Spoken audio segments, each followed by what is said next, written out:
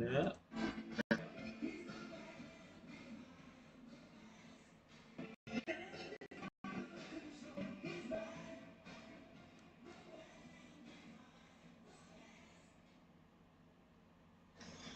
Hello, citizens of YouTube land. Hey. It's your president and your VP. And you might notice that, well, we got some Halloween style hockey mask on, and it is Friday the 13th.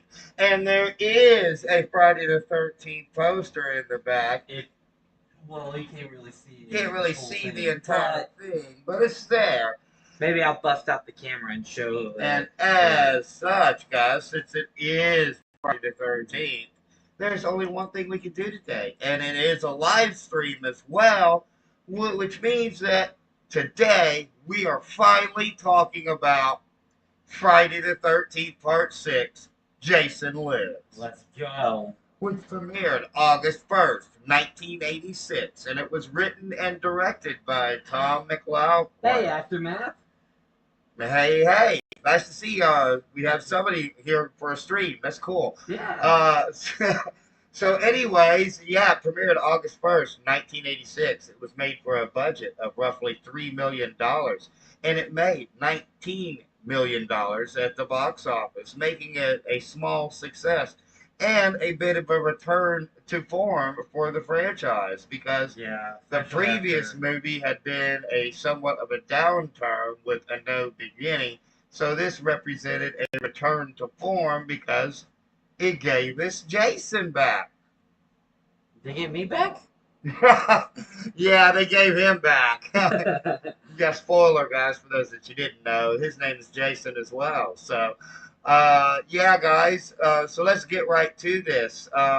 So the movie begins with on a dark and stormy night, a Friday the 13th. Well, actually, I believe it would actually be the day before. So it's actually Thursday the 12th. Thursday the 12th on a dark and stormy night, and Tommy, who still to that very day had not been able to overcome the PTSD and the hallucinations after all of these years, decides there's only one thing that a reasonably sane person would do, and that is he's going to take some gasoline, he's going to dig Jason up, and he's going to burn the body.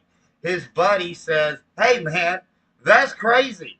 I don't know what you're doing, but that won't help." And he's like, "Yeah, but it'll stop it." So they go to the cemetery and they spot his grave, so they know that he's dead. And his friend's like, "Hey man, if we can just bounce right on out of here right now." And Tommy's like, "No, can't do that." So they dig him up, and Tommy finds this. Well, he pulls a fence post down and starts stabbing Jason with it. When lo and behold, because it is a dark and stormy night, there's a lightning strike. Couple of them, in fact. Big sparks, explosion. Tommy decides he's going to get the fence post out of Jason's body. So he jumps down in the hole and he goes to grab it out of him. When lo and behold, the lightning strike brings our favorite hero back from the grave. Yep. And so, as a result, because his friend had said, "Hey man, my heart can't take much more of this." Well, Jason makes sure that he doesn't have one anymore. And thus, his friend, unfortunately, sleeps with the fishes via a punch directly to the heart. And that's how we start this off. So Tommy, Jason Resurrection, LOL. Yeah, it's mine too. so Tommy he decides he's going to go and confront the sheriff, and he's got this wild story, and the sheriff's like, yeah, we decided we changed the name because we didn't want this lunatic running around here and the memories of him anymore, and they promptly throw him in jail. Well, as this is happening, who should show up but some camp counselors? And one of the camp counselors just immediately, and I mean immediately, has a crush on Tommy and tells her dad not to be too rough on him. And so they go back to the camp, where Megan kind of gives the same old spiel that we've all heard about how Yeah. Jason had witnessed his mom dying, and that she could only think of one thing that was more terrifying: the camp counselor. This movie, guys, by the way, just so you know, it basically was meta before meta was a thing. It was Yeah. giving us in references. It was giving us fourth wall breaks. There's Like the crazy guy at the cemetery. yeah, he just looks directly He into looks directly at the camera. camera. He's like, well, some people would watch as entertainment these days. Yeah, because that's a little bit later. Okay, so Jason is alive now, and then there's this couple that comes along on the dark path, and they are in this Volkswagen Bug, and they see Jason, and one of them, the girl says that, hey man, we can turn around. I've seen enough horror movies to know that when a creepy guy in a mask shows up, he's most likely not friendly. Yeah, so they're going to turn around, but it turns out that they're going to get stuck in a hole. So the guy gets out, and he takes his little pea shooter weapon with him, and he says he's going to scare Jason off. Right? Wrong. That doesn't work. So the bullets just go right through Jason, and Jason takes the same tent pole that he basically had that gave him resurrection to begin No, with. it's the fence pole. Yeah, the fence pole, the same fence pole that was used to resurrect him. He just rammed him right in the gut. Shoves it and then tosses him out. And then the girl. It's like he was. It's like he was pole vaulting or whatnot, basically. Yeah. So the girl gets out. She's decided that, hey, you take American Express, you can have my credit card. So Jason's in front of her, right? Right. So he's right in front of her, mind you. She's frantically searching. It's like a second for her to pull out her money in her wallet, and she looks up and he's not there. He comes down from a tree and stabs her. Yeah, so first instance, basically, of new teleportation powers for our hero here. Yes, Jason can teleport. And to answer your question, Matt Pat, the reason why he's breathing so much is that fact that the suits are really heavy. And the makeup's really heavy, too. Yeah. So, with those two out of the way. Yeah, I always love that, too. It's one of my favorites. With those two out of the way, Jason continues his path of destruction. So then we meet the trio of corporate yuppies who are on a retreat, and they're playing paintball. And three of them, in fact, get hit by the girl. And the girl starts bragging about it and makes them put on their little dead headbands when Jason, from out of nowhere, pops down. No, we can't forget about how he gets his machete back. Yeah, and before that, he sees this guy, and he's like chopping away. He's all like, vicious, he's all angry. He's being like sexist and stuff. He's like, you should stay in the kitchen and all that. So Jason comes out of nowhere. He just grabs him by the arm. Jason comes out of nowhere. He's like, "What'd you say about women? I hate that." Throws him and throws him, and he leaves a smiley face at the tree. And then he looks at it. He's like, "Damn, did I really do that?" Right. This is a classic part. So back to the yuppies. He jumps down from the tree, from out of nowhere. He's got the machete. And then, like a Mortal Kombat style fatality, he heads all of them. Triple decapitation. It's awesome. And then you see the one guy, the dorky dude with the glasses. He's like, "Oh no, oh no!" Starts running, shoots Jason with the paintball gun first, and Jason's like, "Bro, you messed up my nice suit." And he starts walking towards him, and. Yeah, it's amazing. The entire movie's actually pretty amazing, and it is definitely my favorite of the series, guys. Because the best scene of the entire film. We can skip ahead a little bit because it's a Jason film. So the best scene of the entire movie is these two named Court and this other girl. They are doing what teenagers do. And they're in an RV. And so Jason, he kind of cuts the power to the RV. And this is a ploy. See, a lot of people don't think that Jason's very smart. This indicates just how smart Jason actually is, because he cuts the power to the RV to get the two to come outside so that he can sneak aboard the RV. Yeah. So when they investigate and they come back in and they got the RV rolling, and Court, who cannot drive an RV to save his life, let's face facts, he is throwing the other girl all over the place in the RV. When as she's moving back towards the RV, surprise! Jason just pops out from the bathroom, grabs her in, and they're struggling, and Court is thinking this is some kind of joke. He's asking her if she needs any help in the restroom, if he can give her a hand, if he can take a peek, because he's a weirdo. Yeah. He is a weirdo like that. So, Yeah. Jason then takes the girl and introduces her to the RV wall and imprints her face into the wall. And so then you get the shot. I feel like that's also a bit of a reference to Nightmare on Elm Street. You know, it could have been. There are Like, several references there throughout the whole film. So he's heading up the RV hallway, and Court is oblivious. He is just having the time of his life listening to Teenage Frankenstein by Alice Cooper on the RV radio.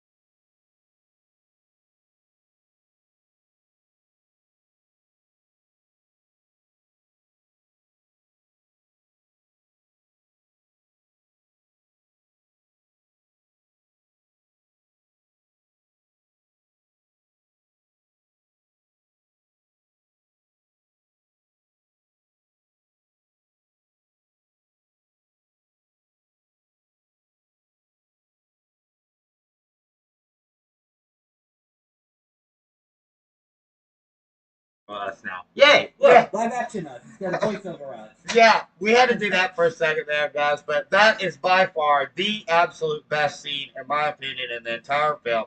It shows just what kind of a destructive force that Jason really is, as he causes the death of those two, plus causes the crash of the RV, then just jumps out of it, looks up, and he's standing there like the Terminator or something, Yeah, and it's just awesome.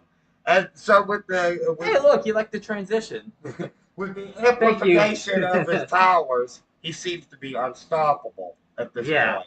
Well, so Jason, Tommy has a plan now. We're Yeah. kind of skipping ahead a little bit here because, yeah, it's a Friday the 13th movie, guys. Come on. One thing I will point out, though, is that some people might think that the sheriff is a bit of a jerk, so to speak, in the film. But in reality, he's just kind of trying to protect the camp and the town from the memory of what Jason was. And unfortunately, he pays for his efforts in one of the most brutal deaths in the film, where he is folded backwards like an accordion. And that's unfortunate. It actually really is. So with him and we're nearing the climax of the movie, and Tommy has a plan, and he lures him into the lake, which again we're going to address this too. With Freddy versus Jason, you get the insinuation that Jason is afraid of water. This, friends, is just not the case. It really He hasn't regularly goes into the lake after people. So I don't know where they got that idea from, because, spoiler, he goes into the lake after Tommy. Tommy is able to get the chain wrapped around him, but that's not enough. So Megan has to come in and help take Jason down for good. So they get the boat, the propeller going, and it gets right into Jason's neck, and so we basically have a broken neck, which is not really the end, but is the end for now. And Megan, who also performs CPR and saves Tommy's life. Oh, yeah.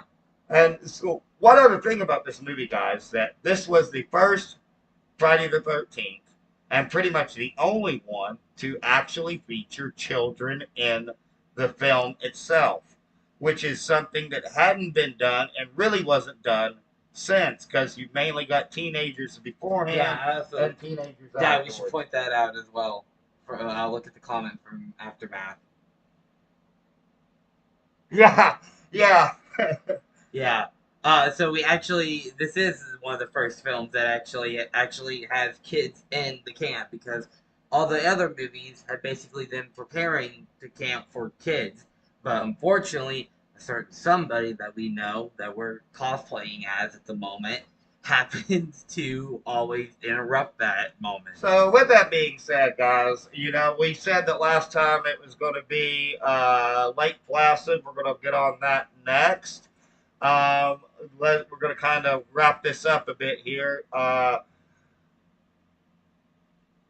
Definite 5 out of 5. What say you? Also a 5 out of 5. It is a fun thrill ride with car chases, and you just can't go wrong. It reminds me of sort of a mismatch of a slasher and an 80s action film, and it Yeah. works. They had a vision and they executed it, and the directing is really good. We are having an awesome October. Thank you. The makeup effects are really good, and so the acting's really good. They got C.J. Graham, who is a renowned stunt performer, to perform as Jason. And one thing that I can also tell you is that he was supposed to be in the sequel, the New Blood, but they got Kane Hodder instead. So there was that. In fact, there are two that play Jason and the New Blood, as he doesn't become full on Jason the whole time until Jason takes Manhattan.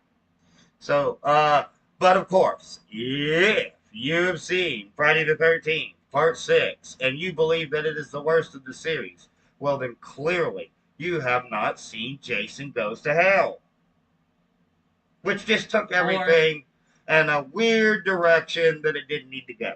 Or the Friday the 13th remake. Yeah, we could probably go there with that, but I don't know. I think it's a little bit better than, say, Jason Goes to Hell or Jason X. So you know what? It's probably Jason Goes to Hell. Jason Takes Manhattan, but yeah. So, anyways, guys, but hey, as always, just remember, we're just two idiots with a webcam. Our opinions do not matter, except they actually do, because we have a YouTube show. Except they actually don't. Jason takes a boat. Yeah. Jason Takes Love Boat. Jason Takes Love Boat. That should be the next Friday the 13th movie, guys. I'd watch that. I watch that too. So, with that being said, guys, we did say that it was going to be Lake Placid this time, but with October 13th being here, and I really wanted to do this one on Friday the 13th, we decided to do it today. And so, with that being said, guys, it will definitely be Lake Placid next time. And until then, there's only one thing left to say, and that, of course, is peace and love from Denny and Son. Bye.